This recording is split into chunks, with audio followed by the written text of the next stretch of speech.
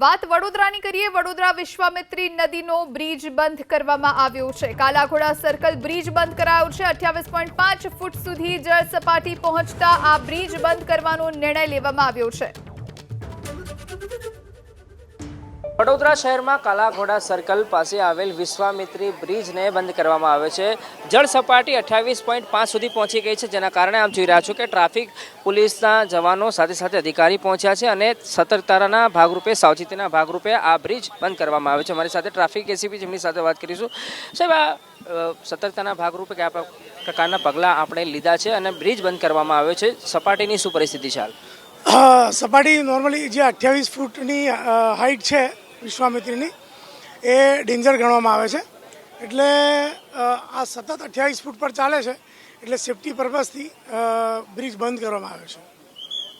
આ સિવાય સાહેબ કયા કયા બીજા બ્રિજ કે રસ્તા હોય જેને સતર્કતાના, સાવચેતીના ભાગરૂપે આપણે પગલાં લીધા હોય?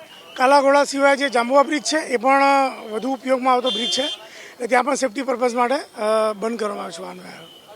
જોઈ રહ્યા છો કે બ્રિજ હાલ બંધ કરી દેવામાં આવ્યો છે, જેના કારણે જે વાહનો અહીંયા આવતા હતા એ વાહનો ડાયવર્ટ કરવામાં આવી રહ્યા છે અને સંબંધિત કચેરીમાં હોય એ, એટલે કે ખાસ તો જીએસઆરટી વિભાગને, એસટી વિભાગને જાણ કરવામાં આવી છે આ બ્રિજ બંધ કરાયો હોવાની, કેમ કે અહીં મોટી સંખ્યામાં વાહનો પસાર થતા હોય છે, જેના કારણે અલગ અલગ સંબંધિત વિભાગોને જાણકારી આપવામાં આવી છે, જેથી કરીને લોકો આ બ્રિજનો ઉપયોગ ન કરે અને એમને ધક્કો ન ખાવો પડે એનું પણ ખાસ ધ્યાન રાખવામાં આવી રહ્યું છે। કાલાઘોડા સર્કલ તમે જોઈ રહ્યા છો કે અહીંથી જોવા મળી રહ્યું છે।